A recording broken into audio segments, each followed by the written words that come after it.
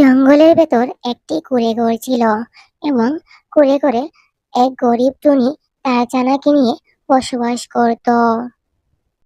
সে খুব গরিব ছিল, দিন রাত পরিশ্রম করত। তারা খুবই কষ্টে জীবন যাপন করত।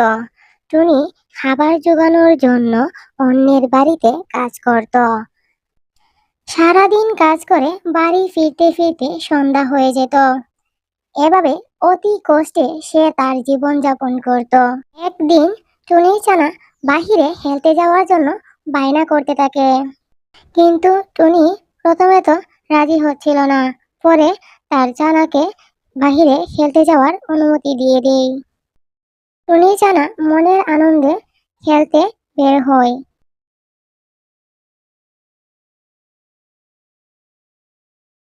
যখন সে কালো ও মিটিকে খেলতে দেখে তাকে খেলায় নেওয়ার জন্য বলে, কিন্তু তারা তাকে খেলায় নেয় না, কারণ টুনির জানার কাছে কোনো খেলনা ছিল না।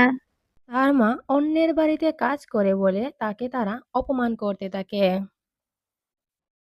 আর বলতে থাকে, তুই তো একটা চাকরানির মেয়ে, তোকে আমরা কেন খেলায় নেব, তুই এখান থেকে চলে যা। তারা তাকে সেইখান থেকে চলে যাওয়ার জন্য বলে। টুনির জানা মন ভরা কষ্ট নিয়ে বাড়িতে চলে আসে এবং তার মাকে বাড়িতে গিয়ে তার মাকে জিজ্ঞেস করে, তারা তো গরিব কেন, তার কাছে কোনো খেলনা নেই কেন।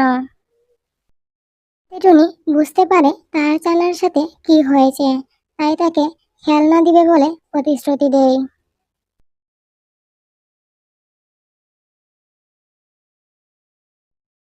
খেলনার কথা শুনে টুনির জানা আনন্দে লাফাতে থাকে।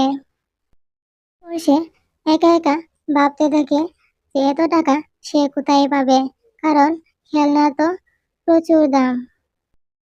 পরদিন টুনি রাজুর সবজি বাগানে কাজ করতে যায় বেশি রোজগার করার জন্য। দিন শেষে সে কিছু টাকা নিয়ে বাজারে যায় আর ছোট্ট খেলনাটি পেয়ে টুনি জানা খুবই খুশি হয়। সে তার খেলনাটা নিয়ে খেলতে থাকে। রাতের বেলা তাদের ঘরে অর্ধেকটা ফল ছাড়া খাওয়ার কিছু ছিল না, তাই টুনি ফলটি তার জানাকে খেতে দেয় আর নিজে না খেয়ে থাকে। এভাবে খেয়ে না খেয়ে তাদের জীবন কাটতে থাকে। কিছুদিন পর টুনি মারা যায় এবং সেখানে তার ছানাটি অঝরে কান্না করতে থাকে।